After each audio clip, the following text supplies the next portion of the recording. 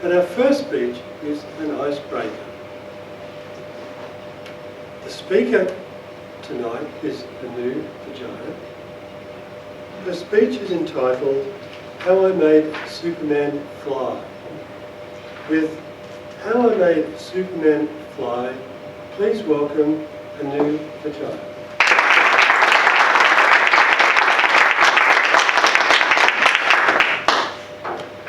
Fellow Toastmasters and guests, when I was a little girl, I wanted to be a doctor. I had it all planned out. I wanted to be called Dr. Anu Vijay. I was pretty good in studies. Science was my favorite. I loved biology. I was good in my languages, except for one subject, which was maths. I hated mathematics. It just did not add up. With science, I could understand. You have egg, caterpillar, cocoon, butterfly. But with maths, I'm so bad with mathematics that I couldn't even think of an example to come and tell you. And I was thinking, anyway, I'm going to be a doctor, and doctors don't need maths. I'll just get an accountant to do my billing. So after my school, I was getting ready for my medical entrance for the medical school. And then I realized that you do need maths to get through your entrance exam for medical school. I guess my hatred for maths was way more than my passion to become a doctor that I decided to ditch medical school. So I joined college to do a graduation in zoology. So I had zoology, botany, chemistry, English, Hindi, and genetics and biotechnology as add-on. It was heaven. I loved them all and I did really well, and I was the best outgoing student from college. So now I had a new plan to become a doctor. I decided I will get my master's degree, then I would go on to do research, get a PhD and get a doctorate, and thus become a doctor. But destiny strikes again. But this time, not in the form of mathematics, but in the form of my grandparents. I come from a conservative society in India where girls are married off at a pretty early age. And 25 years of age is like a peak. Anything after that, it's like late marriage. And by the time I finished college, I was 21 years old. So one day I was sitting with my grandfather. I was bragging to him about how I was the best student and about my plans to get into genetic engineering and this and that, when my grandmom comes in and she says, I don't understand why your dad's putting up with all this. It's high time that you get married. I want to see grandchildren before I die. And I was like, what? Marriage was like the last thing on my mind. No, it was not even there on my mind. But you don't know my grandmother. She's not like the typical sweet grandmoms. She is an iron woman. If she has a death wish like that, chances are that it's probably going to happen. So I did a quick calculation. I was 21, and before 25 I was definitely going to get married, so that leaves me like just 4 years.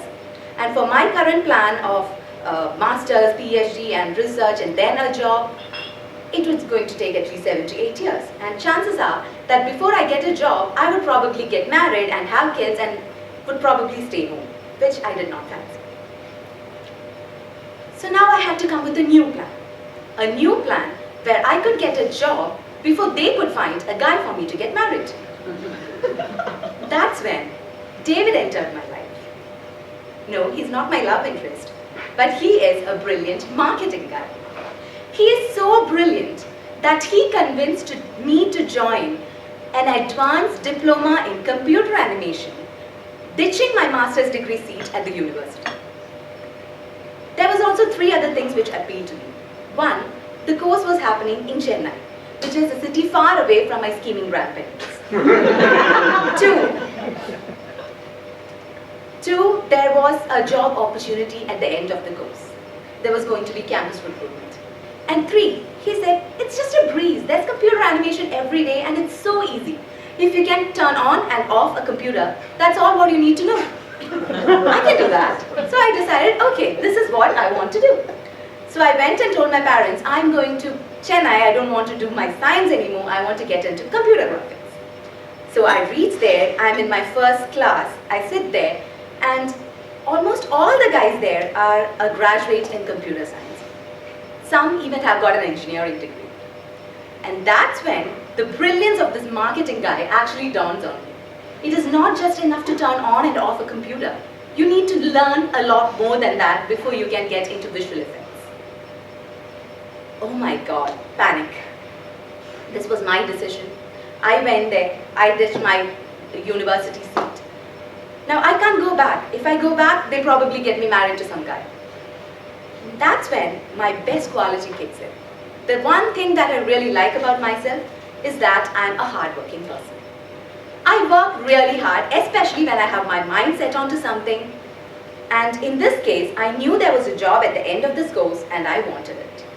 So I spent every single minute that I had studying, learning, reading, practicing more on the computer. I was the first one to reach college on most of the days, even before the watchman. I'd be waiting outside the gates, dude, where's the keys? And the hard work paid off. By the end of it, I got a job with one of the most coveted studios. I got into Sony Pictures. And guess what movie they were working on? The Superman. So I go to my first day at work, sit down, turn on my computer, and there is the Man of Steel in his amazing suit, jumping up and down in front of a blue screen, all rigged up with wires and ropes, pretending to save the world. And I was supposed to help him. So I use my newly found magic. I take out all those ropes, take out the blue screen, put in a nice blue sky, give him a huge plane which is burning in his hands, and I make him fly. That's right, I made him fly, not some Kryptonian life cells, but I did. And once it was done, once the movie was over, I went with my parents to watch it on the big screen once the project was finished. And it was amazing. There was Superman flying with all the sound effects and all the glory. And at that moment I felt that it's okay that your plans don't work out. It's probably okay that I did not become a doctor. Because I think being able to make a superhero fly is way cooler than being a doctor.